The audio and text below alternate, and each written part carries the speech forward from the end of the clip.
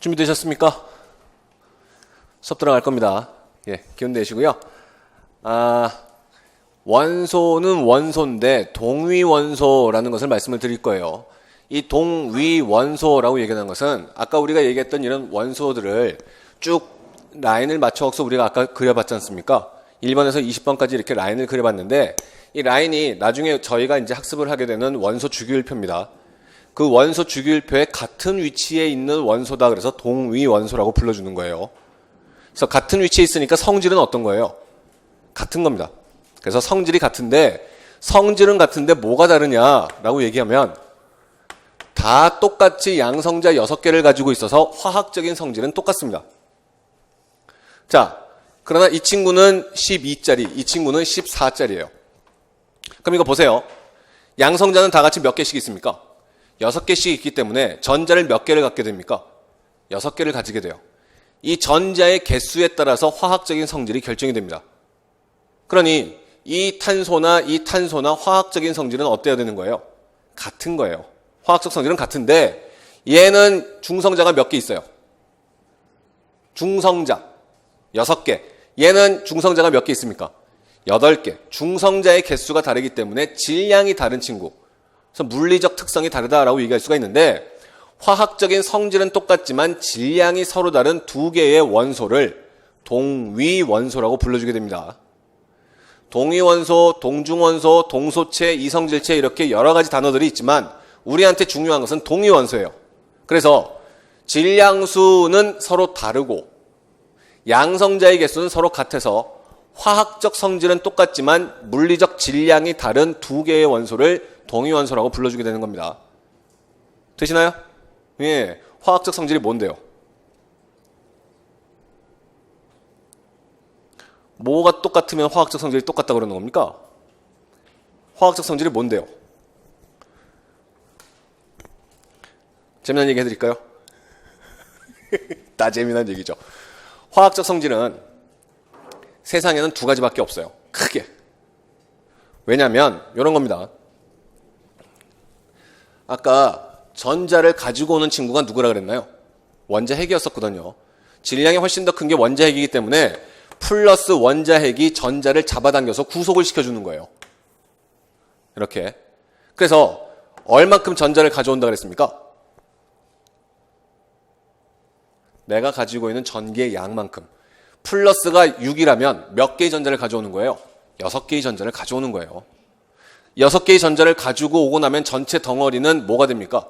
전기적으로 중성이 되기 때문에 전자기력이 없어지게 되는 겁니다. 주변을 잡아당기는 힘이. 그럼 우주를 지배하는 힘이 뭐라고요? 전자기력인데 그 전자기력이 없어지게 되니까 잡아당기는 힘이 없어지게 되는 거예요.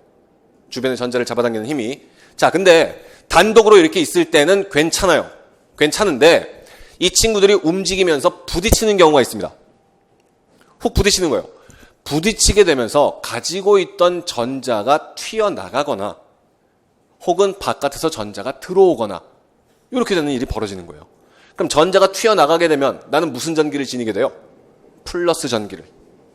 혹은 내가 전자를 더 가져오게 되면 마이너스 전기를 이렇게 지니게 되는 겁니다. 그러면 이 전자의 개수가 변하게 되는 것이 화학적 성질과 큰 관련이 있는데 이건 뒤에 또 나오는 거니까 잘 기억하셔야 돼요. 그럼 화학적 성질은 몇 종류가 있는가? 2종류가 있다는 얘기예요. 전자를 버리는 성질이 있고 전자를 받아오는 성질이 있습니다. 이게 화학적인 성질이에요. 전자를 버리는 성질을 금속성이라고 불러줍니다. 전자를 받아오는 성질을 비금속성이라고 불러줘요. 그럼 이 전자를 버리거나 받아오는 성질이 왜 필요한가? 그래야지만 이것들끼리 서로 뭉쳐져서 물질을 만들어낼 수가 있습니다. 원자와 원자가 모여서 물질을 만들게 되는 과정을 우리는 화학적인 결합이라고 불러주고 이런 화학적인 결합을 할 때 전자를 버릴 것인가 전자를 받을 것인가를 화학적 성질이라고 얘기를 해주는 거예요. 그래서 전자를 버릴 것인가 전자를 받을 것인가 라는 것은 내가 가지고 있는 전자의 개수에 따라서 결정이 됩니다. 그럼 생각을 해보세요. 아직 우리는 진도 안 나가고 있습니다. 우리 처음엔 진도 되게 늦게 나가요. 천천히 가시면 됩니다. 세상에는 몇 종류의 화학적 성질이 있다고요? 2종류. 전자를 버리는 금속이 있고 전자를 받는 비금속이 있다고요. 그럼 이것들이 물질을 만들어내는 결합을 할 때는 몇 종류의 방식이 있을까를 한번 생각을 해보세요. 몇 종류가 있을까요? 몇 종류가 있습니까? 금속이 금속을 만나는 경우가 있을 거고, 금속이 비금속을 만나는 경우가 있고, 비금속이 비금속을 만나는 경우가 있을 거예요. 또 다른 방식은 있어요, 없어요? 세상은 몇 종류가 있다고요?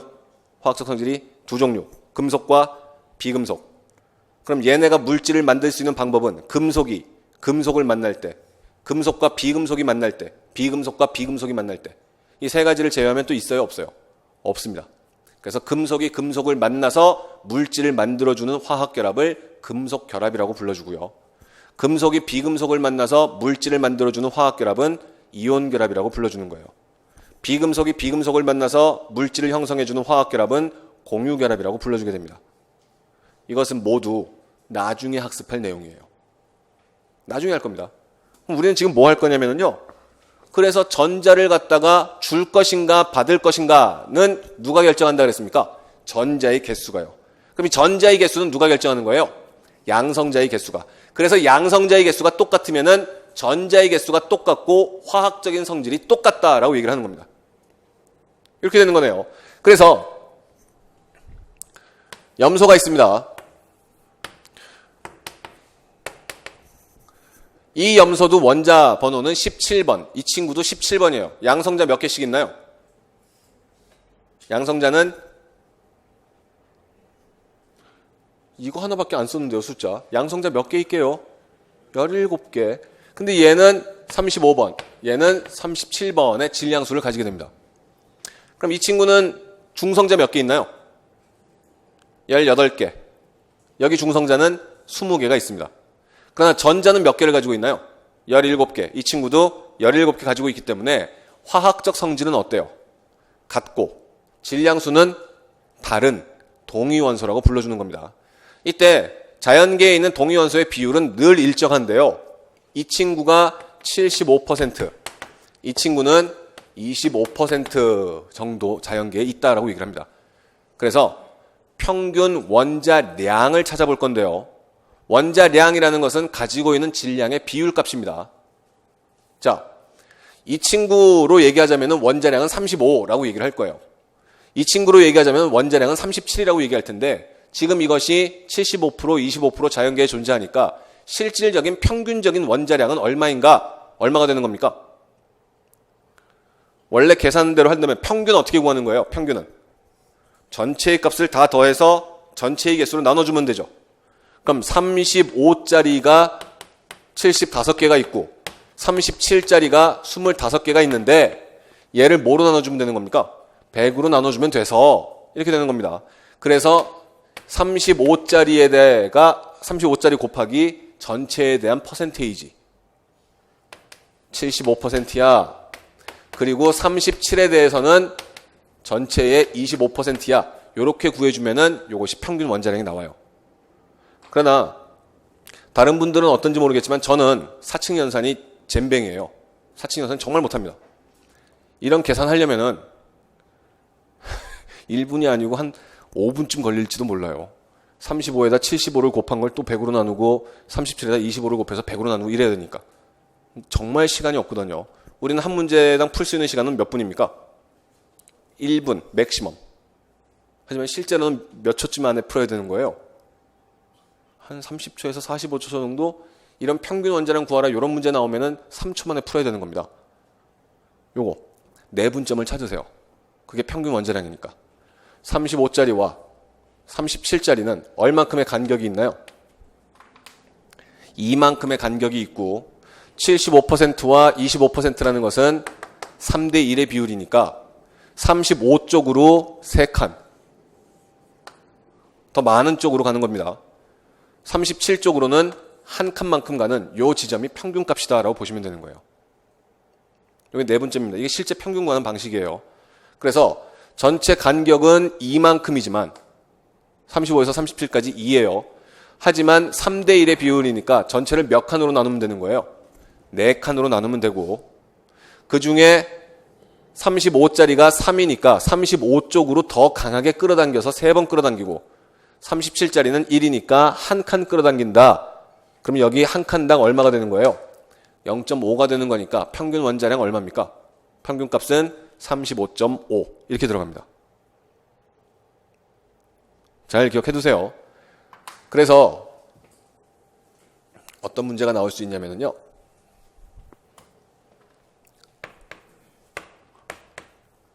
붕소입니다.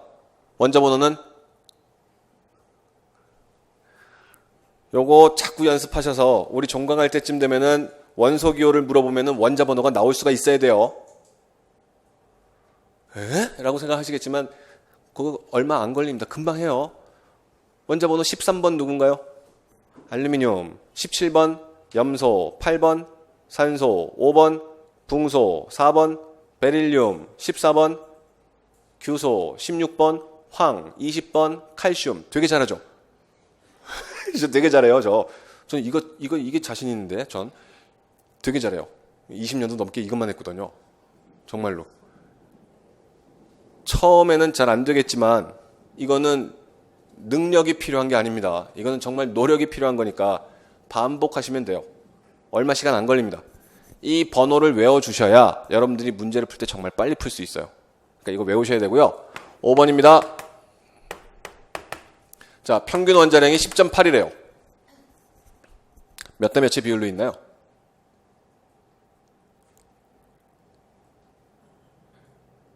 몇 대 몇의 비율로 있는 겁니까? 자, 어떻게 하면 되는 거였나요?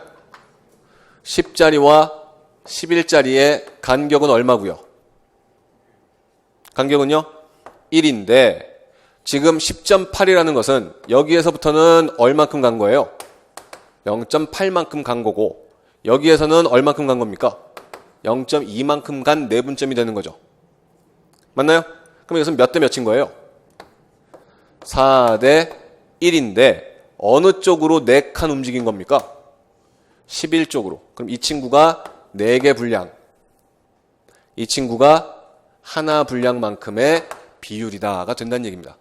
이게 동위원소의 평균 원자량이에요. 하실 수 있겠죠? 연습하셔야 됩니다. 그래서 동위원소라는 것은 양성자의 개수는 똑같아서 화학적 성질은 똑같지만 중성자의 개수가 달라서 질량수가 다른 것들을 의미하게 됩니다. 자, 그래서 예제에 나온 것들 한번 쭉 풀어보시면 좋겠고요. 21페이지에 예제 1번 같이 풉니다. 이것은 지방직에서 출제가 됐던 문항인데요. 중성원자 A에서 D까지의 양성자 숫자와 중성자 숫자를 보여주고 있습니다.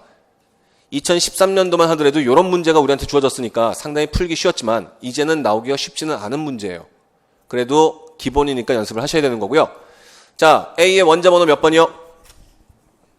6번. B의 원자 번호는요?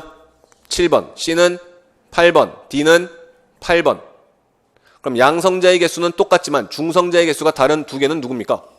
C와 D 무슨 관계라고요? 동위원소. 이렇게 됩니다. 자, 1번 A의 원자가 전자는 몇 개인가를 물어보고 있습니다. 원자가 전자에 네모칸을 쳐주시면 되는 거고요. 원자가 전자는 한때 우리가 공부할 때 최외곽 전자라고 불렀던 친구들이에요. 제일 바깥 껍질에 있는 전자다라고 얘기하는데요. 껍질이 뭔데라고 우울해하시죠, 그죠? 이거 뒤에 전자 배치할 때 또다시 한 번 더 합니다. 그래도 그냥 기본적인 상식 정도라고 생각하시고 좀 봐주시면 좋겠어요. 이런 거예요. 나트륨의 원자 번호는 11번입니다. 전자를 몇 개를 잡아당긴다고요? 11개. 근데 전자가 들어올 때 들어갈 수 있는 개수가 정해져 있어요.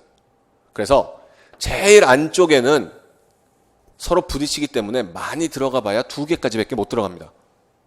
정해져 있어요. 그 바깥 껍질에는 최대한 들어가면 8개까지가 들어갈 수가 있어요. 그 바깥은 원래는 18개가 들어갈 수가 있지만 우리는 그냥 그 바깥도 8개라고 생각하시면 돼요. 그래서 제일 바깥 껍질에 8개가 있을 때가 제일 안정해 라고 얘기를 합니다. 안정한 게 뭐라고요? 변하지 않는다고요. 그럼 쉽게 변하는 친구는 어떻게 되는 겁니까? 변해버리겠죠. 이런 얘기가 있어요. 화학적인 반응이라는 것은 좀 더 안정해지는 물질로 변해가는 방향으로 진행된다는 얘기가 있습니다. 들어보신 적 있죠? 화학적 변화는 좀 더 물질이 안정해지는 방향으로 진행되는데 라고 얘기를 합니다. 이거 거짓말이죠. 물질은 뇌가 없어요. 근데 어떻게 어떤 방향으로 반응을 해야지 그게 안정해지는 건 줄 알고 글로 갑니까? 있을 수가 없는 일이에요. 원래는 뭔 거예요? 내가 불안정한 물질하고 안정한 물질하고 다 같이 섞어서 넣어두는 겁니다. 그럼 불안정한 물질은 어떻게 된다 그랬나요? 변한다고요. 없어진다고요. 안정한 물질은요? 변하지 않으니까 그냥 남아있겠죠. 그럼 불안정한 것과 안정한 것을 같이 집어넣고 긴 시간이 지났더니 누가 남아있는 거예요? 안정한 것만 남아있더라고요. 그럼 우리가 바깥에서 볼 때는 어떻게 느끼는 거예요? 불안정한 것과 안정한 것을 다 집어넣었지만 안정한 것만 남아있으니 실질적으로 화학적인 반응을 통해서 물질들은 자꾸 어느 쪽으로 변해간다. 안정한 쪽으로 변해간다라고 생각을 하는 겁니다. 안정한 게 뭐라고요? 변하지 않는 거라고요. 쉽사리. 그래서 제일 바깥 껍질에 8개가 들어가면 안정해요. 쉽사리 변하지 않아요. 변화시키는데 많은 노력이 필요해요. 그래서 제일 바깥 껍질에 8개가 채워지고 나면 그 다음엔 거의 쉽사리 변하지 않는다라는 규칙을 옥텟 규칙이라고 불러줍니다. 옥트라는 것이 8을 의미하는 거예요. 문어다리 몇 개예요? 못 먹어봤어요. 문어다리 몇 개요? 8개예요. 8개. 그래서 문어는 영어로 뭐예요? 옥토퍼스예요. 도레미파솔라시도 몇 개의 의미인가요 이게? 도레미파솔라시도 몇 개예요? 8개. 그래서 한 옥타브예요. 옥타는 8개를 의미하는 겁니다. 옥토버 몇 월이에요? 안 속아요. 아직은 확 와닿지 않았어요. 예. 8월이라고 대답해줘야지 더 좋은데. 원래 8월이었던 거예요. 근데 앞에 2달이 더 생기면서 2개가 밀려나갔을 뿐입니다. 이게 라틴어로 숫자 세는 방식이에요. 메타, 에타, 프로파, 뷰타. 들어두세요. 나중에 외우셔야 되니까. 펜타, 헥사, 헵타. 그 다음이 옥타, 노나, 데카. 요 순서기 때문에 옥토버, 노벰버, 디셈버 요런 순서로 가는 겁니다. 이런 거예요. 옥트 뭐라고요? 8. 옥텟 그러면요 8개가 돼야 돼. 이런 얘기입니다. 자, 바깥에 몇 개를 두고 싶어 한다고요? 8개. 8개가 채워지면 더 이상은 쉽사리 변하지 않으려고 한다는 얘기입니다. 그래서 지금 이 친구는 몇 개의 전자를 받아온다 그랬나요? 몇 개의 전자를 받아온다고요? 11개를 받아오는데 제일 안쪽에 2개를 집어넣고 그 바깥에 8개를 집어넣은 거예요. 이제 몇 개 남았어요? 하나. 그래서 바깥에 하나 있습니다.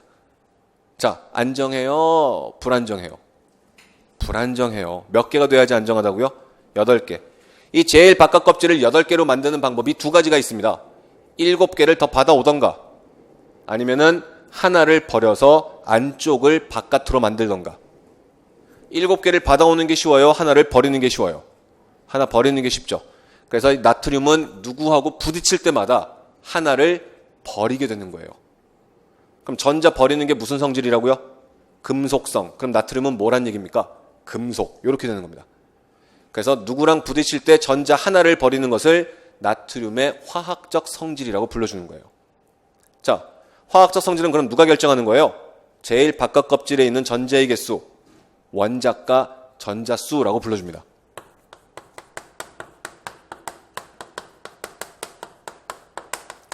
이 친구가 결정을 해주는 거예요. 실제로 원자과 전자수라고 하는 것의 의미는 좀 최외각 전자수와는 좀 달라요. 우리가 지금 얘기하고 있는 제일 바깥 껍질에 있는 전자의 개수라는 것은 최외각 전자수에 좀 더 잘 의미가 들어맞는데 원자과 전자수라는 것은 실제로 화학적인 성질을 보여줄 수 있는 전자의 개수예요. 더 어렵죠. 그죠? 그래서 우리는 필요한 형태로 그냥 바꿔서 얘기하는 거예요. 그냥 원자과 전자수는 제일 바깥에 있는 전자의 개수라고 보시면 됩니다. 그럼 제일 바깥에 전자가 7개가 있어요. 그럼 원자과 전자수 몇 개예요? 1, 7. 이런 친구예요. 전자 몇 개 받아옵니까? 9개를 받아오는데 안쪽에 몇 개가 들어가요? 2개? 그럼 그 바깥에 몇 개 있어요? 7개. 안정해요? 불안정해요? 예? 불안정해요. 몇 개가 돼야지 안정해지는 거예요? 8개가 돼야지. 그럼 방법은 역시 얘도 2개가 있어요. 7개를 버리던가 하나를 받아오던가. 어느 게 쉬워요? 하나 받아오는 게. 그럼 얘는 다른 애랑 부딪힐 때마다 하나를 받아와서 8개를 여기다 메꾸게 되는 거예요. 그럼 전자 받아오는 성질은 뭐라 그랬습니까? 비금속성. 그럼 얘는 뭐예요? 비금속이다 이렇게 얘기를 하는 겁니다. 이게 플루오린의 화학적 성질이에요. 그럼 원소의 화학적 성질은 누가 결정해요? 원자과 전자수가. 원자과 전자수는 어떻게 셀 수 있어요? 전자의 개수를 세서. 전자의 개수 어떻게 알아요? 양성자의 개수로. 그러니 원소의 화학적 성질을 결정하는 것은 누구라고 얘기해요? 양성자수. 이렇게. 숨차죠? 자, 거기 있는 문제 다시 돌아갑니다. A 양성자 몇 개라고요? 제가 여쭤보는 순서를 조금 기억해 주시면 좋겠어요. 그래서 판단할 때 어떤 순서로 판단하는 게 제일 빠른가를 물어보는 거니까. A는 양성자 개수 몇 개요? 6개. 그럼 전자수 몇 개요? 6개. 그럼 안쪽 껍질에 몇 개요? 2개. 바깥 껍질에 4개. 원자과 전자수? 그렇습니다. 4개입니다. A의 질량수 얼마인가요? 질량수는 양성자수와 중성자수를 더해주는 거니까 A의 질량수는 13, B의 질량수는 14, 질량수는 B가 큽니다. B의 전자수를 C와 비교할 거예요. 전자의 개수는 누가 결정한다 그랬습니까? 양성자수, 전자의 개수 더 많은 건 누군가요? C. 몇 개 더 많은가요? 하나. C의 원자과 전자수는 몇 개인가요? 6개. 그러면은 C는 금속이에요? 비금속이에요? 너무 다그치나요? 괜찮아요. 천천히 하세요. 바깥에 6개가 있어요. 6개를 버리는 게 쉬워요? 2개를 받는 게 쉬워요? 2개 받는 게. 금속이에요? 비금속이에요? 비금속입니다. 이렇게 되는 거예요. 기본적으로 판단의 근거를 8개에 맞춰주시면 좋겠어요. 이런 기본 입자들은 전부 뇌가 없다라는 거 꼭 기억하시고요. 확률상 편한 쪽으로 가게 되는 겁니다. 자연은 그런 거예요. 진짜 재미난 얘기 해드릴까요? 마트에 갔는데 마트에서 막 물건 샀어요. 물건 사고 이제 계산하려고 이제 줄을 서려고 했는데 계산대가 10개가 있는 거예요. 그래서 이렇게 봤더니 여기가 제일 빨리 줄어들 것 같아서 거기 딱 섰어요. 그랬더니요. 다른 줄이 먼저 줄어들죠. 언제나. 맞아요? 왜? 이거 뭐예요? 자연의 법칙. 당연히 그래야만 되는. 왜요? 제가 저주받아서? 왜 꼭 내가 서는 줄은 늘 늦게 줄어들 수밖에 없는 거예요? 내가 서 있는 줄이 먼저 줄어들 확률은 10분의 1. 나를 제외한 나머지 줄이 먼저 줄어들 확률은 10분의 9. 그러니 확률이 큰 쪽으로 자연은 진행이 되는 거예요. 이거 우리 뭐라고 불러주는 겁니까? 확률이 큰 쪽으로 진행되게 되는 엔트로피의 법칙이에요. 이런 게. 나중에 얘기 또 할 거예요. 그런 거죠. 그러니 마트에 가서 줄 서 있을 때 다른 줄이 먼저 줄어든다고 슬퍼하거나 노여할 필요가 없습니다. 그게 자연이니까. 내 줄이 먼저 줄어들면요. 개재수죠, 이거는. 그날은 로또 사야 되는 날이죠. 그런 겁니다. 물론 확률이 다 맞지는 않는구나라는 것은 로또를 보면 알 수가 있어요. 그죠? 로또의 1등에 당첨될 확률은 번개에 무슨 6번인가 연속으로 맞을 확률이라고 그러는데 번개 6번 연속으로 맞는 사람은 보기 힘든데 로또에 당첨되는 사람은 보기 쉽죠? 매주마다 몇몇씩 나오잖아요. 누군지는 모르겠지만.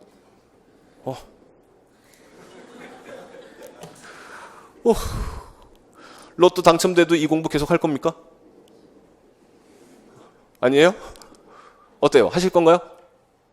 어차피 당첨 안 되니까 그냥 편하게 얘기해 보세요. 로또 당첨돼도 계속 하실 겁니까? 그 정도 의지는 있어야 되나요? 저는 로또 당첨되면은 이거 안 할 건데요. 이거 안 하고 여행 갈 건데요, 저는. 로또 당첨되기 전까지는 열심히 하세요. 꽉꽉 눌러서 열심히 하시고요. 자, 21페이지 예제 4번입니다. 기출문제를 중심으로 정리를 할 거고요. 다음 표의 A와 B는 동위원소 관계이고 B와 C는 질량수가 같을 때 가와 나의 합은 얼마인가를 물어봤습니다. 문제에 접근할 때는 힌트가 되는 단어를 먼저 찾는 겁니다. 제일 첫 번째는 A와 B가 동위원소라고 얘기를 했으니 뭐가 똑같아야 되는 거예요? 양성자수, 그래서 가에다가 먼저 맞춰주고요.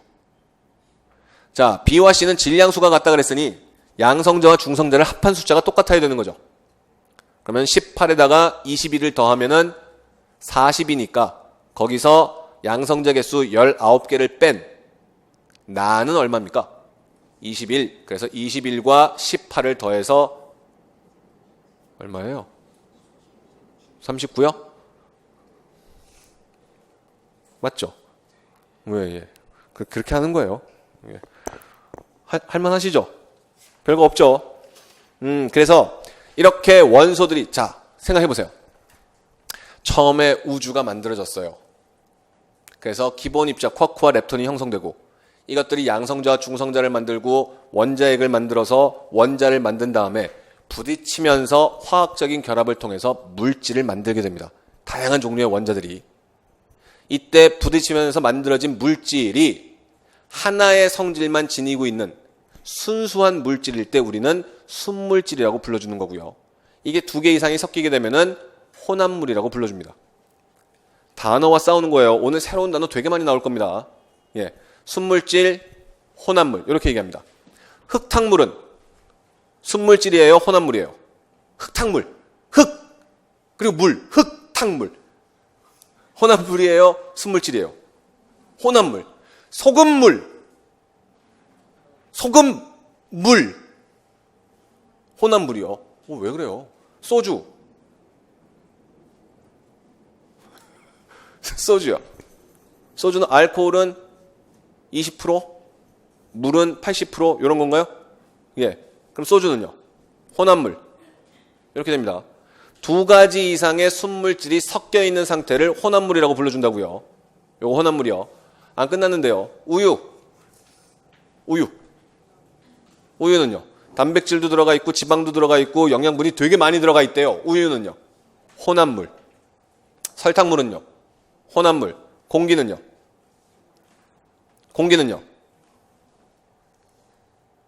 혼합물.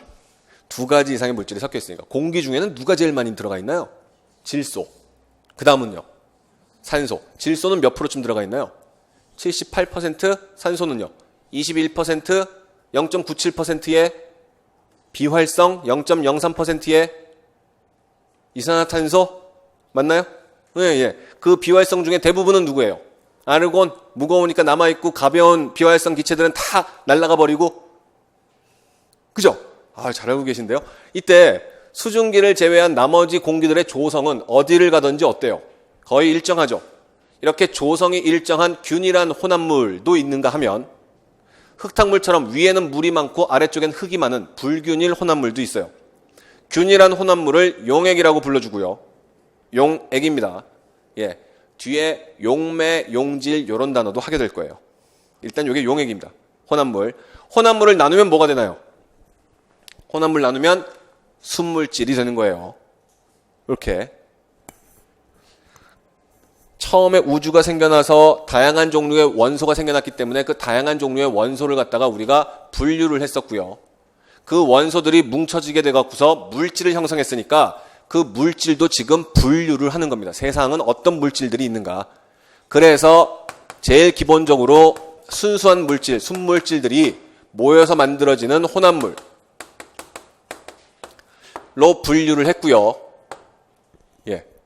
순물질은 다시 한 종류의 원소로 구성되어 있는 호돈소 물질.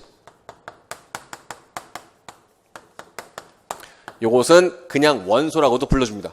어떤 게 있을까요? 산소기체, 질소기체, 금속, 철 이런 것들은 한 종류의 원소로 구성되어 있죠. 이런 것들은 호돈소 물질이라고 얘기를 해주는 겁니다. 원소라고 불러주는 거예요. 이런 식으로 한 종류로 구성되어 있을 때. 하지만 2종류 이상의 원소들이 달라붙어 있는 경우는 화학적으로 결합하고 있다. 그래서 화합물이라고 불러줍니다. 대표적인 화합물은 이런 것들이 있죠. NaCl 혹은 C 6개, H 12개, O 6개 이딴 것들도 있습니다.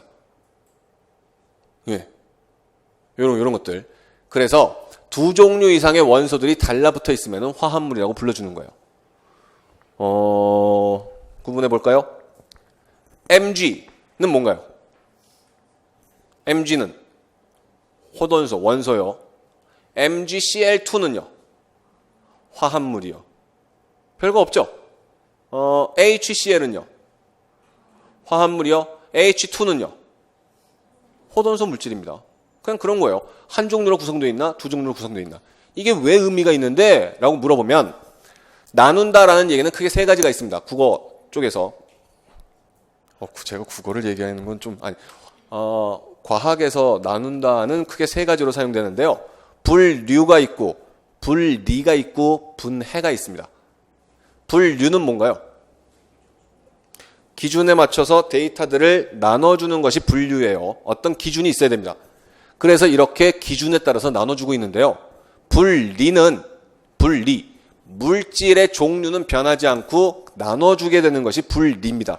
이것은 물리적으로 나눠준다라고 얘기해 주는 거예요. 그래서 혼합물을 분리시키면 순물질이 되는 거예요. 소금물을 분리시키면 소금과 물로 나뉘어지는 거죠. 이것은 화학적 변화가 있는 것은 아니기 때문에 혼합물을 물리적으로 나눠주는 것이 분리, 이렇게 되는 겁니다. 예. 하지만 화학적으로 결합을 끊어서 물질을 나눠버리는 것은 분해라고 불러줍니다.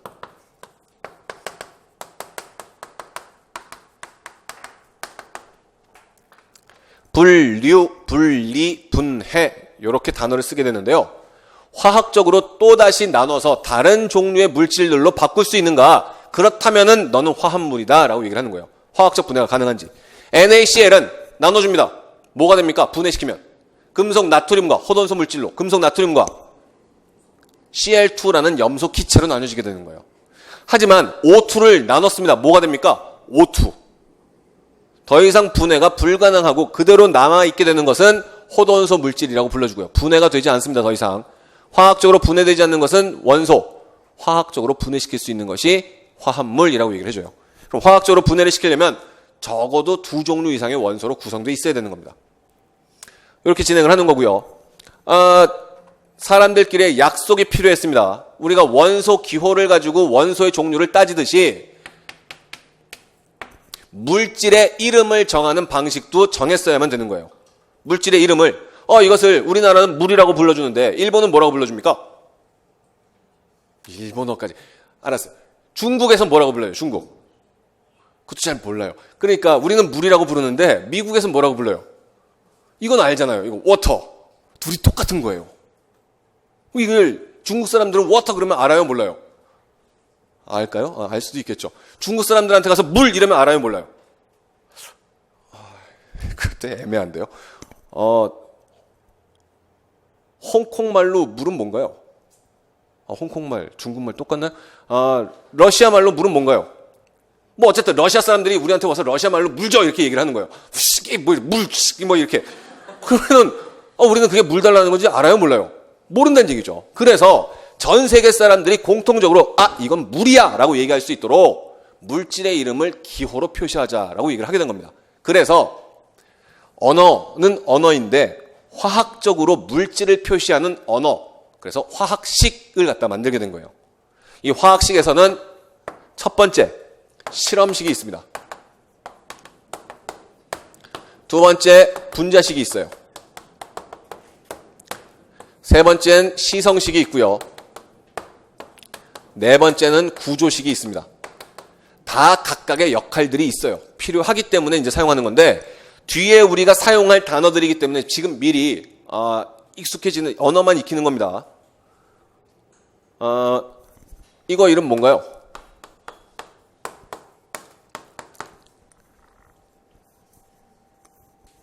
옛날에 막 이거 뭐죠?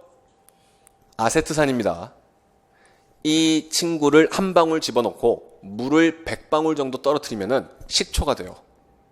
식초 만드는 거예요. 이거는 필요 없는 얘기예요. 이 친구를 20방울을 집어넣고 물을 80방울을 집어넣으면 소주가 돼요. 그런 겁니다. 두 친구를 더해주고 진한 황산을 한 방울을 떨궈서 물을 하나 빼면 사과향이 나와요. 그 얘기는 식초에서 수분을 다 증발시키고 소주에서 수분을 증발시킨 상태로 두 개를 뭉쳐주고 진한 황산을 한 방울 떨어뜨리면 온 집안에 사과향이 퍼지게 할 수 있다는 얘기예요. 이 친구도 석유로 만들어낼 수 있어요. 별로 감탄스럽지는 않잖아요. 그죠? 나는 어제 했어. 이런. 그죠? 우리 다 알고 있던 얘기긴 한데, 그래도, 석유가 있어요. 언제까지 얘기해야 되는 거죠? 아세틸렌이 있는데 여기다 물을 집어넣어요. 물을 집어넣었더니, 이런 물질이 만들어져서 이거를 산화시키고 환원시켜갖고서 두 개를 더해주게 되면 사과향이 나요. 이게 또 안 돼요. 이걸로도 석유. 그 사과향을 갖다가 껌 베이스에다가 뿌려요. 껌 베이스도 석유로 만들어요. 석유로 만든 껌에다가 석유로 만든 사과향을 뿌려서 여러분들한테 껌이라고 돈 받고 팔아요. 물론 거기에는 설탕도 묻어있고 당분도 묻어있고 색소도 묻어있지만 기본은 그래요. 대부분은 석유로 만들어요. 로션도 석유로 한번 만들어 볼게요. 나중에. 그런 겁니다. 그런 친구들이에요. 그래서 이 친구는 아세트산이라고 불러주는 친구예요. 이 아세트산은 탄소는 몇 개 있나요? C는 탄소입니다. 탄소 몇 개 있어요? 2개. 수소는 다 합쳐서 몇 개가 있나요? 4개. 산소는 몇 개가 있습니까? 2개. 이렇게 있을 때 그럼 탄소, 수소, 산소 각각의 원소들은 몇 대 몇의 비율로 들어가 있는 거예요? 1대 2대 1. 그래서 탄소와 수소와 산소는 1대 2대 1이야 라고 비율값으로, 실제 개수가 아닙니다. 비율값으로 설명해 주는 것이 실험식. 이렇게 되고요. 아니야. 탄소는 2개 있고 수소는 4개 있고 산소는 2개 있지. 실질적인 개수가 필요해. 그래서 실제 개수로 표시하는 것이 분자식이에요. 그 중에 이거 식초 만드는 거라 했으니까 맛이 어때야 돼요? 시큼해야 되는 거죠. 얘는 시큼한 맛을 가지고 있어. 시큼한 맛이 만들어지려면 COOH가 필요해. 그래서 물질의 성질이 어디서부터 비롯되는지를 표현해주는 그런 방식이 시성식이라면, 그래서 특별히 그 성질이 어디서부터 비롯되는지를 표시하는 방식이에요. 똑같은 물질을 표현하는 방식입니다. 이름을 붙일 때. 이것은 구조식으로 얘기하자면 탄소가 이렇게 서로 연결되어 있는 거야. 그래서 구조를 실질적으로 보여주는 게 구조식인 거예요. 물질은 똑같은 물질이지만 부르는 방식이 다르다는 얘기입니다. 제 이름은 석훈이에요. 하지만 저는 아버지의 아들이고 내 아이들의 아버지고 내 와이프의 남편이고 나는 수많은 이름을 가지고 있는 거죠. 물질도 마찬가지입니다. 똑같은 물질이지만 그 물질을 비율값으로 얘기할 것인가 실제 개수로 얘기할 것인가 어떠한 성질을 지니고 있는지를 보여줄 것인가에 따라서 표현하는 방식이 다른 거예요. 너무 힘들죠? 다 외우기가. 그래서 우리는 여기까지만 해요. 속으로 밑에는 괜히 적었다고 욕하고 있죠. 그래도 나중에는 도움이 될 테니까 그런 겁니다. 그래서 물질의 이름을 표시하고 물질을 분류를 해볼 수가 있게 되는 거예요. 이게 세상에 있는 모든 물질들을 표시하는 방식이에요. 이런 겁니다. 실질적으로 여기 덧붙여야 되는 것들이 있지만 차근차근 오늘은 여기까지가 되는 거고요. 더 필요한 것들은 뒤쪽에서 더 얘기를 할 겁니다. 그래서 23페이지의 예제 2번을 보시면 이것은 공직박람회의 예시 문항으로 주어졌던 문항이에요. 그리고 다시는 주어지지 않았는데 같은 부피 속에 들어있는 몇 종류의 기체를 분자 모형으로 나타내는 겁니다. 분자라는 말이 나왔죠. 거기다 이제 또 네모칸 칠까요? 새로운 단어니까. 분자는 뭔가요? 아까 우리 자자로 끝나면 뭐라 그랬었나요? 질량 가지고 있는 덩어리라고 얘기했었죠. 분자라는 것도 그럼 뭘 가지고 있는 덩어리예요? 질량을 가지고 있는 한 그룹의 덩어리입니다. 이때 잘 들으셔야 돼요. 물질의 성질을 가지고 있는 최소한의 기본 그룹을 분자라고 불러주는 거예요. 최소한의 단위를. 예를 들어서 물이 굉장히 많이 있어요. 그 물을 쪼개서 물 딱 한 방울이 됐습니다. 이게 물 분자 하나예요. 물 분자 하나는 이렇게 모여 있어야지만 물의 성질을 지니는 겁니다. 물질의 성질을 지니고 있는 최소 단위가 분자예요. 그럼 이제 말씀해 보시죠. 물 분자 하나는 몇 종류의 원소로 구성되어 있나요? 두 종류의 원소로 구성되어 있고 몇 개의 원자로 구성되어 있나요? 세 개의 원자로 구성이 되어 있는데 수소와 산소는 다 같이 금속이에요? 비금속이에요? 비금속이니까 비금속과 비금속이 만날 때는 무슨 결합한다고요? 공유 결합을 해주는 물 분자 하나는 두 종류의 원소, 세 개의 원자가 공유 결합으로 연결되어 있는 분자다라고 얘기를 해주는 거예요. 그냥 그렇다고요. 네. 그런 겁니다. 그래서 거기 보시면은요, 간은 원자 몇 개로 구성되어 있습니까? 분자 하나가. 하나의 그룹이. 그냥 하나로 구성되어 있죠. 원자 하나가 그냥 하나의 물질의 그룹이죠. 물질의 기본 단위 아닙니까? 그러니 얘는 원자 하나가 그냥 분자야. 1원자 분자 혹은 단원자 분자라고 불러주는 겁니다. 그럼 나는요? 순물질인가요? 순물질 뭐라 그랬나요? 한 종류의 물질만 있는 것이 순물질이죠. 그럼 나는 순물질 맞아요? 예. 다는 순물질입니까? 혼합물입니까? 다. 보세요. 다는요? 다는 순물질이에요? 혼합물이에요? 순물질입니다. 깜장 하나, 흰 거 하나가 뭉쳐서 만들어지는 까만 거, 흰 거, 요 하나의 분자로만 구성되어 있죠. 그래서 기본 단위는 까만 거, 흰 거. 요거 하나의 기본 단위가 되는 거고 이것은 순물질이라고 불러줍니다. 이때 몇 종류의 원소로 구성되어 있나요? 두 종류의 원소로 구성되어 있으니까 뭐라고 부릅니까? 화합물이라고 불러주는 거고요. 질소는 어디에 포함되면 좋을까요? 우리를 바보로 알아요. 그죠? 질소 어디에 들어가면 좋을까요? 나에 들어가면 되겠죠. 예, 그런 겁니다. 헬륨은 어디 들어가면 좋을까요? 헬륨. 가에 들어가면 좋겠죠. HCl은요. 그것이 다와 같은 친구입니다. 예, HF, HCl 이런 것들이 되면 되는 거죠. 되시나요? 자, 다시 한번 얘기해 볼까요? 지금 진행되고 있는 내용들이 재미는 없죠, 그죠? 재미도 없고 사실은 단어들이 조금 좀 익숙치는 않으실 텐데, 자, 다시 한번 해보죠. 뭐부터 시작했습니까, 우리가? 우주의 시작부터, 우주부터 만들었습니다. 우주가 뭘로 만들었나요? 단어를 얘기해 달라고요. 우주는 빅뱅. 그래서 처음에 만들어진 것은 기본 입자. 기본 입자는 쿼크와 렙톤. 쿼크는 업쿼크, 윗쿼크와 아래쿼크. 업쿼크 두 개에 아래쿼크, 업쿼크 두 개에 다운쿼크 두 개가 아니에요.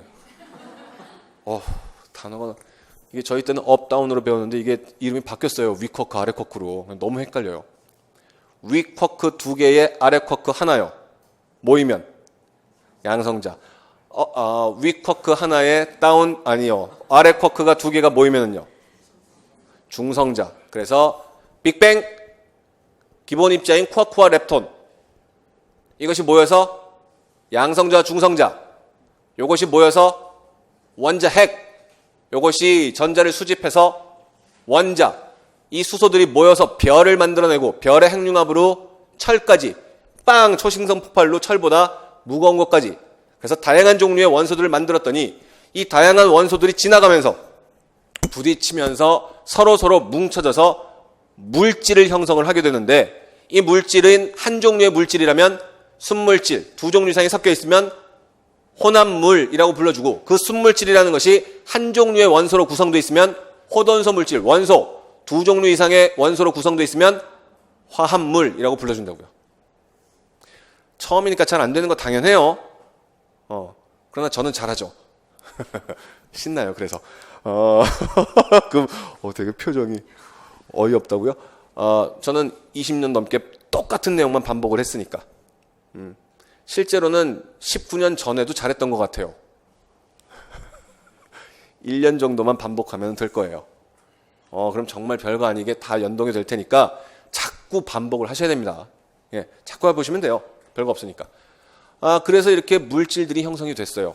이런 것들에 이름을 붙이는 방식도 우리가 확인했는데 이런 물질들이 모여져서 이제 천체를 구성을 합니다. 천체를 구성하는데 굉장히 큰 질량을 가지고 있는, 실제로 이제 그런 겁니다. 별을 만들 수 있는 그 구성 성분들을 가지고 있는 구름처럼 보이는 이 친구들을 성운이라고 불러줘요. 성운. 대부분의 성운은 이제는 사실은 거의 수소 정도가 되겠죠. 그죠? 그래서 아니요, 뭘 적으려고 하지 마세요. 그냥 즐기는 겁니다. 이제 많이 피곤해 하시니까 어찌 보면 재밌을 수도 있는 얘기를 하는 거예요. 성운입니다. 성운. 막 모여요. 별을 만들 수 있는 물질들이. 성간 물질들끼리 모여서 성운이 돼요. 그럼 이 성운이 어디를 향해서 모인다 그랬습니까? 질량의 중심을 향해서 모여서 지들끼리 뭉쳐지면서 핵융합 과정을 통해서 뭐가 만들어진다 그랬어요? 별이 된다 그랬어요. 근데 생각을 해보세요. 저 멀리 있던 친구가 멈춰 있었겠습니까? 움직이고 있었겠습니까? 우주의 어떤 것들도 멈춰 있는 친구들은 없었단 말입니다. 처음에 생겨나서 빵 하고 터졌으면서 다 움직였을 테니까. 에너지가 있으니까 움직이니까. 그러니까 이 멀리 있는 친구들이 가운데로 모여지게 되는데 이것들이 이렇게 뭉쳐지게 되는 거예요. 그럼 움직이던 방향이 그대로 남아있을 거 아닙니까? 그래서 이만큼 위에서 본 거예요. 위에서. 성운이라고 구름처럼 보이는 것들이 이렇게 있는데 이 한 가운데로 집중해서 모이게 되는 거예요. 근데 움직이던 친구들이 그 방향 그대로 이렇게 안쪽으로 이렇게 모이게 되는 거예요.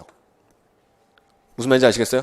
그래서 어떤 큰 흐름을 가지고 움직이던 친구들이 모이게 되는 겁니다. 그럼 김연아 씨 생각해 보세요. 뜬금은 없지만 팔을 벌리고 빙글빙글 돌다가 팔을 이렇게 모아서 돌게 되면 점점 도는 속도는 어떻게 돼요? 빨라졌죠. 우리 봤었죠. 그죠? 되게 궁금했어요. 저렇게 도는데 어떻게 중심을 유지할 수 있을까? 어떻게 스케이트를 계속 탈 수 있지? 막 되게 궁금했는데 빙글빙글 막 이렇게 되잖아요. 그죠? 이런 거랍니다.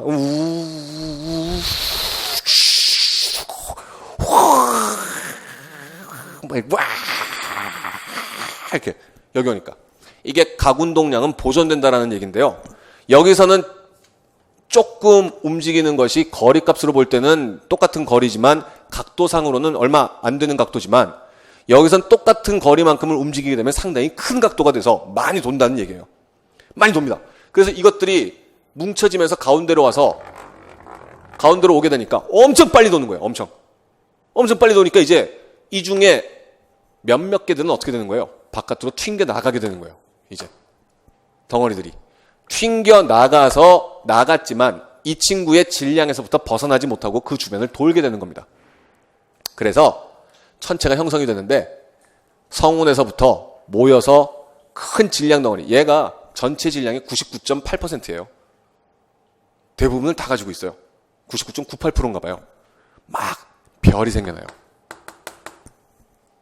막 모여서 이때 굉장히 빨리 도는 바람에 튕겨나간 친구들이 있다 그랬죠. 튕겨나가서 지들끼리 다시 부딪히면서 행성을 만들어주는 거예요. 그래봐야 질량 얼마 안 됩니다. 그럼 이 친구들은 누구를 중심으로 돌게 되는 거예요? 이 별을 중심으로 돌게 되는 거예요. 그러니 이 도는 친구들이 바라볼 때 이 별은 움직이는 것처럼 보여요? 안 움직이는 것처럼 보여요? 안 움직이는 것처럼 보이기 때문에 항상 그 자리에 있는 별이구나. 그래서 항성이라고 불러주게 됩니다. 이게 항성이에요.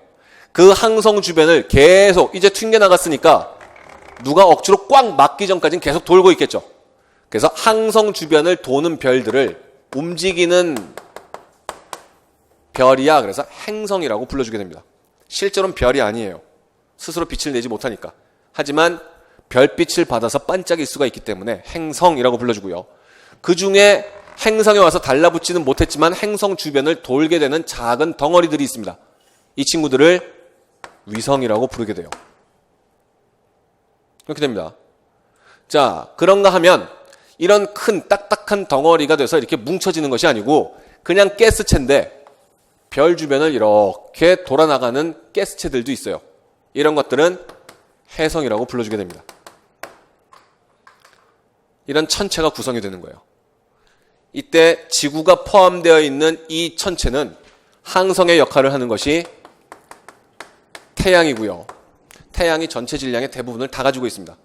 여기서 튀어나가면서 행성인 친구, 제일 첫 번째 행성이 누가 있나요? 수성, 그리고요. 금성, 그리고요. 계속 해보세요. 목성, 토성, 천왕성, 해왕성.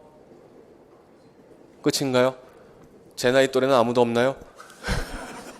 옛날에는 누가 있었나요? 명왕이 있었죠. 명왕이. 안타까워요. 예. 명왕이 있었는데 명왕성이 행성의 지위를 박탈당했어요. 그래서 그 박탈당하던 해에 그 해에 생겨난 그 영어가 플루토우디드, 의미 없어지다. 요게 그 영어 단어가 생겼대요. 몰라요. 저는 그거밖에 몰라요. 태양은 영어로 sun, 수성은요? 노는 겁니다. 지금 우리 많이 힘들었으니까 오늘 잠깐 노는 거예요. 수성은요? 머큐리. 예. 그리스어로는요? 그리스 신화에서의 그리스어로는요? 헤르메스입니다. 헤르메스는 무슨 신인가요? 메신저의 신이에요. 워낙 정말 빨빨거리고 여기저기로 돌아다니는 것처럼 보이기 때문에 메신저의 신 헤르메스, 머큐리입니다. 예. 그냥 노는 겁니다. 금성은요? 영어로는 비너스, 그리스 말로는 아프로디테. 미의 여신입니다. 왜요? 왜요? 내가 뭐라 그랬어요? 그냥 그런 거요. 왜 미의 여신이 됐나요? 워낙 밝게 빛나서. 밝게 빛나니까 미의 여신. 지구는요? 얼스. 이건 아무것도 아니에요. 예. 그냥 얼스. 화성은요? 마즈. 그리스어로도 마르스. 뭐 이런 건가요? 뭔가요? 전쟁의 신, 군신. 왜요? 겉으로 보는데 검붉은 색이에요. 이게 마치 전쟁터에서 피가 쏟아진 그 전쟁터 같은 느낌인 거예요. 야, 근데 제일 꼭대기에 하얗게 빛나는 왕관을 쓰고 있어요. 얼음 왕관을 쓰고 있는 거예요. 사람들이 이 화성을 갖다가 관측하면서 뭘 생각했냐면 그런 그림 보신 적 있죠?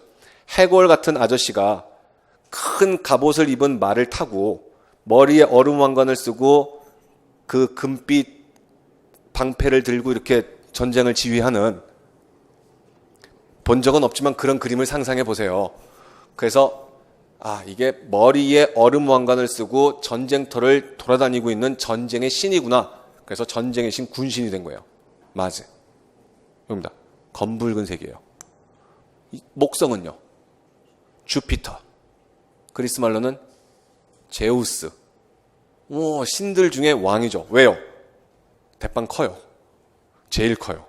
제일 크니까 그냥 제우스예요. 제우스는 와이프가 많죠? 되게 많아요. 상상하기도 힘들걸요? 목성도 위성이 엄청 많아요. 그런 겁니다. 지금 우리가 보면 목성의 위성 중에 되게 큰 위성들이 몇 개 보이고 있죠? 지금 요새가 목성 관측하기 되게 좋은 때예요. 위성, 어떤 위성 가지고 있나요? 가니메데 이딴 거 맞나요? 있어요. 예. 목성의 위성들 4개가 크게 지금 보이고 있고. 토성은요? 세턴? 그래요? 예. 요거는 뭔가요? 그리스 말로는? 가이아쯤 되나요?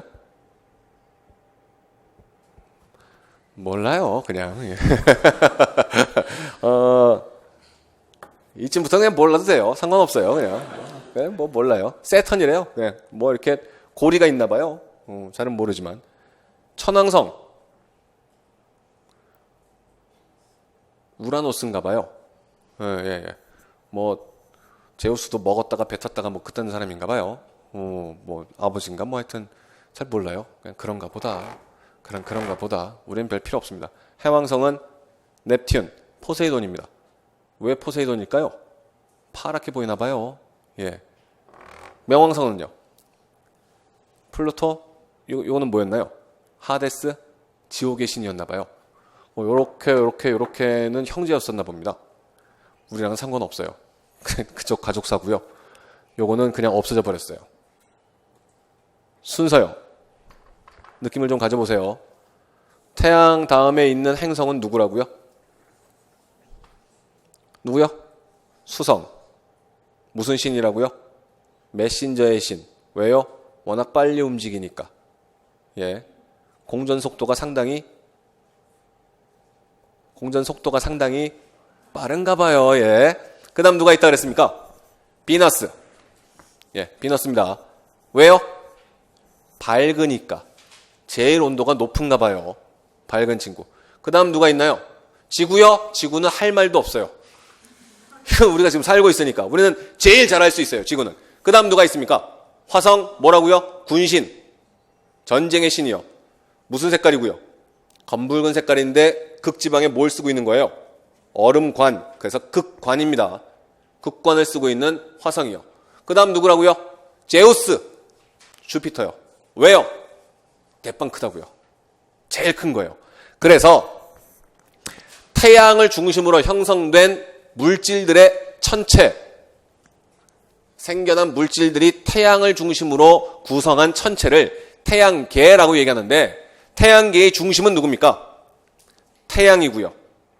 그 태양을 중심으로 돌고 있는 행성들이 있고요. 그 행성을 중심으로 돌고 있는 위성이 있고, 그 태양을 포물선 궤도로 지나가는 해성도 있습니다. 그나마 가장 빨리 돌아오는, 주기가 제일 짧은 해성, 제일 짧다고 얘기할 수는 없나요? 어쨌든 우리가 제일 잘 알고 있는 해성은 누가 있나요? 헨리 해성 있죠. 예, 헨리 해성 주기가 몇 년이에요? 76년인가 봐요. 저는 봤어요. 중학교 2학년 때 헨리 해성이 왔었어요. 그럼 이제 언제 볼 수 있나요? 예? 15살 때 봤어요. 몇 살이면 보는 건가요? 91요? 자, 제가 볼 수 있을까요? 없을까요? 그렇답니다. 뭐 그런 것들이 이제 있는데, 그 행성들을 우리가 나눌 때 되게 어이없는 얘기지만 지구를 기준으로 나눠줘요, 자꾸만. 그래서 태양이 있습니다. 태양은 뭐라고 부른다고요? 항성이라고 부르는데, 그리고 나서 있는 수성, 금성은 내행성이라고 불러줍니다. 이것은 지구를 기준으로 보는 거기 때문에 지구보다 안쪽에서 도는 행성, 그래서 내행성이라고 불러주고요. 지구 바깥에 누가 있나요?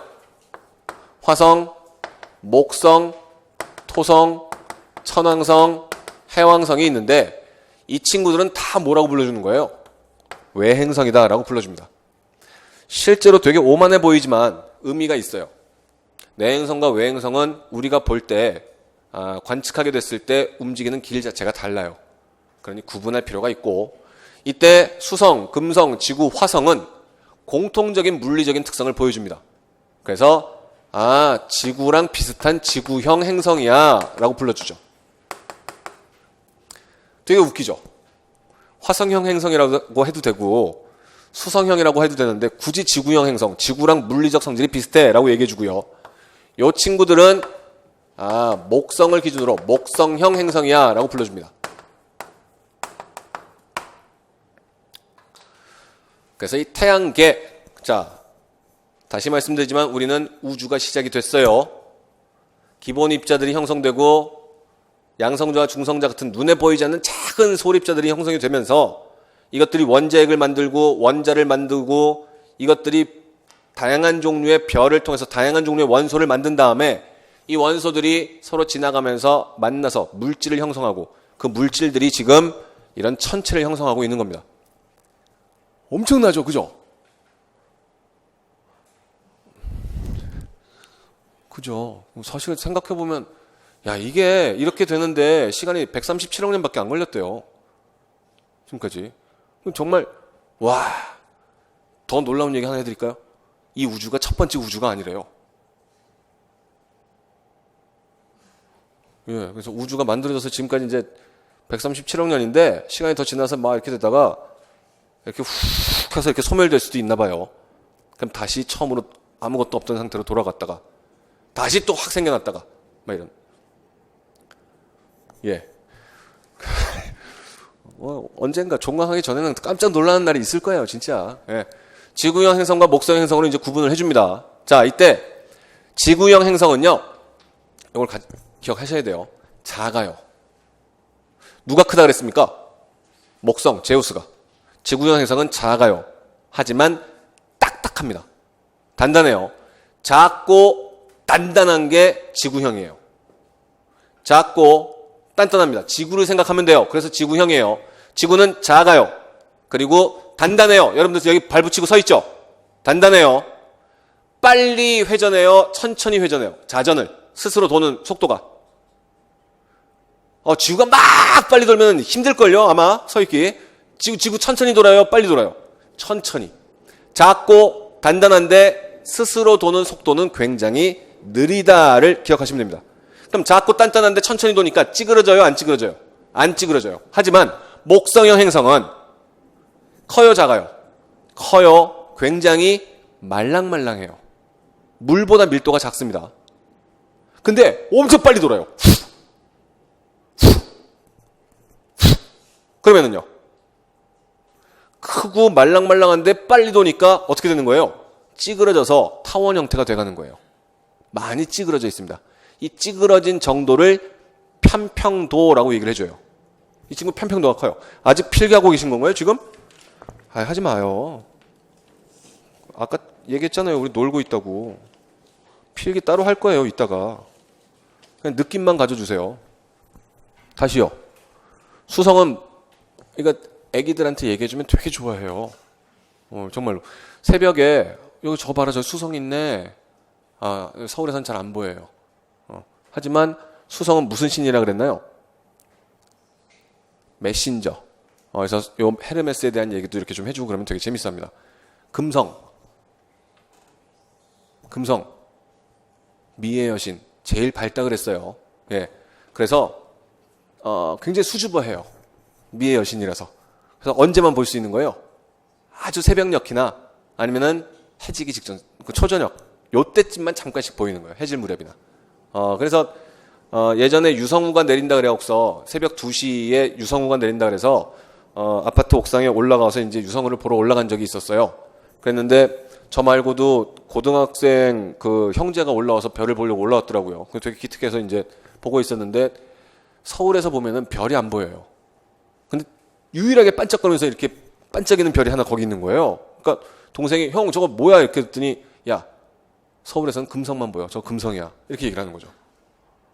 옆에 있는데 입이 너무 간지러운 거예요. 이렇게 금성은 새벽 2시에는 볼 수 없어. 그 별은 무슨 별입니까? 서울 하늘에서 보이는 가장 밝게 빛나는 그 별은 뭐예요? 우리 별이에요. 인공위성입니다. 서울에서 별이 안 보여요. 예. 그런 거예요. 이거 새벽녘에만 보입니다. 해질 무렵에. 굉장히 수줍어해요. 하지만 매우 밝게 빛나는 친구예요. 서울에서도 금성은 볼 수 있어요. 워낙 밝게 빛나니까. 요거 금성이요. 지구는 안 한다 그랬어요. 화성. 전쟁의 신이요. 검붉은 곳에서 뭘 쓰고 있다고요? 극지방에 있는 얼음관, 뭐라고 불렀나요? 극관을 쓰고 있다고요.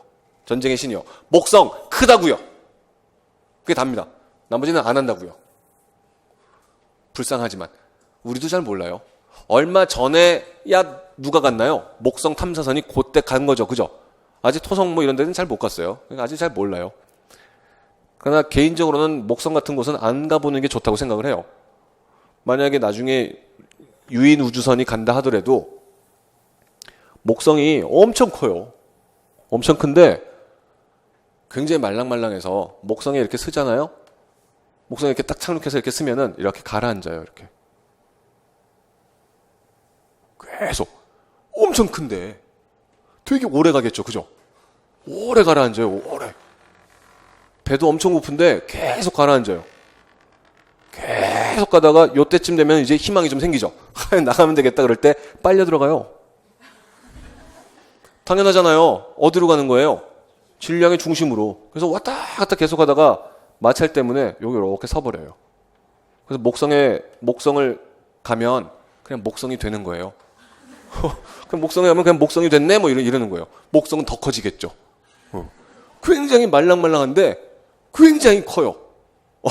굉장히 물보다 말랑말랑해요. 그럼 여기에 우주선이 내려가고서 뭘 관측하는 것은 가능해요? 불가능해요? 불가능한 거예요. 그래서 우리는 요 궤도를 따라 돌면서 사진만 찍어주는 거예요. 탐사선이. 여기 내려가서 관측하는 것은 누구만 가능한 거예요? 딱딱한 친구들. 지구형 행성만 가능한 거예요. 이런 겁니다.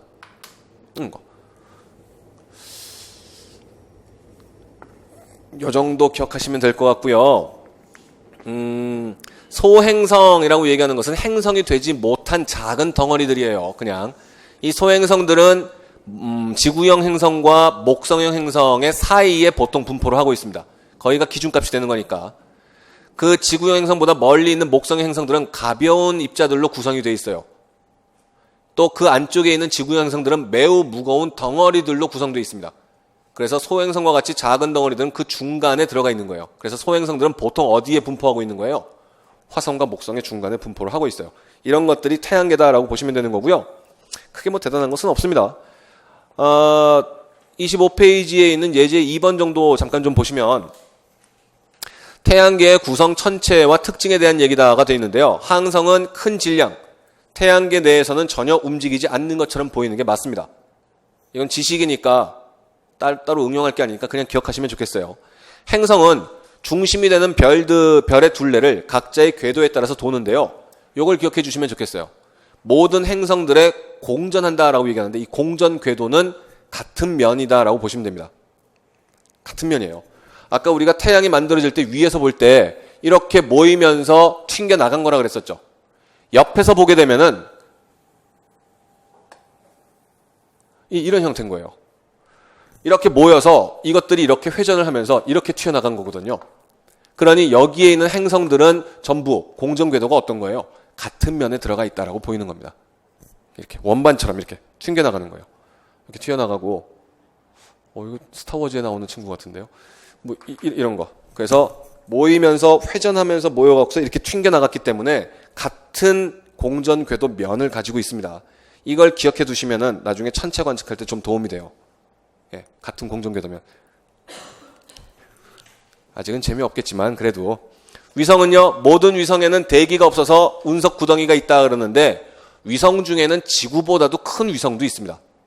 토성 같은 친구는 타이탄이라는 친구를 데리고 있는데요. 타이탄은 그리스 신화에서 뭔가요? 거인족, 사람보다 크죠? 타이탄도 지구보다 커요. 지구보다 크니까 질량이 어때요? 굉장히 크죠? 그럼 중력도 크죠? 그러면 지구처럼 공기를 가지고 있을 수가 있어요. 그래서 타이탄은 위성이지만 공기가 있습니다. 이 공기가 있는가 없는가는 행성인가 무슨 위성인가 이런 게 결정하는 게 아니에요. 가지고 있는 그 질량의 중력의 힘의 세기가 결정을 하는 겁니다. 수성 보세요. 수성은 행성이에요, 위성이에요? 행성이죠. 하지만 수성은 질량이 굉장히 작아요. 그럼 공기를 데리고 있기가 어려워요. 그래서 공기가 없어요, 수성은. 그런 겁니다. 달은요, 달. 위성이죠. 하지만 매우 작죠.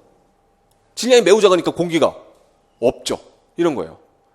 그러나 목성쯤 가게 되면 질량은 어마어마하게 크거든요. 굉장히 가벼운 기체들도 다 데리고 있습니다. 이런 것들은. 그래서 위성이기 때문에 공기를 가질 수 없어, 이런 말은 없는 거예요. 위성이라도 질량이 크면 공기를 가질 수가 있어요. 해성은 납작한 타원이나 포물선 궤도로 태양의 주위를 공전하는 것이 해성이 맞습니다. 그래서 이 헨리 해성 같은 얘기를 이제 우리가 했는데요. 헨리 해성은 누가 발견했나요? 헨리가. 헨리 때문에 세상에 빛을 본 과학자는 누가 있나요? 헨리가 아니었으면 아무도 몰랐을 텐데 헨리 덕분에 빛을 본 사람, 이 뉴턴이 있어요. 헨리 친구라고 얘기하기는 좀 그렇고 이런 거죠. 헨리가 막 관측을 해요, 해성을. 그랬더니 포물선 궤도를 갖다 보여주는 거예요. 그래서 너무 신이 나서 뉴턴을 찾아가요. 뉴턴을 찾아가서 야, 태양을 중심으로 도는 가스체가 있는데 이 친구는 어떤 궤도를 가지게? 이렇게 물어본 거예요. 그랬더니 뉴턴은 관측을 한 것도 아닌데 하고 한 3분쯤 생각합니다. 그러더니 타원? 포물선일까? 뭐 이런 얘기를 하는 거죠. 헨리가 너무 놀란 거예요. 그래서 너 어떻게 알았어? 그랬더니 그럴 수밖에 없어. 야, 근데 이걸 말로 설명하니까 좀 긴데 내가 책으로 써줄게. 그래서 왜 타원 궤도가 되는지를 갖다 쓰는데 3년이 걸립니다. 뉴턴의 머릿속에서 3분짜리였는데 3년 동안 그래서 왜 그렇게 돼야만 되는가를 쫙 풀어서 써서 어떤 자연 현상을 갖다가 수학적으로 어떻게 나타낼 것인가를 갖다 책을 써요. 그 유명한 프린키피아. 그래서 헨리가 그 책을 보고 감명을 받아서 그것을 출판을 해줍니다. 그래서 뉴턴이 확 뜨게 되는. 그래서 우리도 만류인력도 알게 되고 운동의 법칙도 알게 되는. 헨리만 아니었어도 공무원 구하기 상당히 쉬워질 수 있었던 뭐 그런 얘기인 거죠. 그 헨리예요. 예.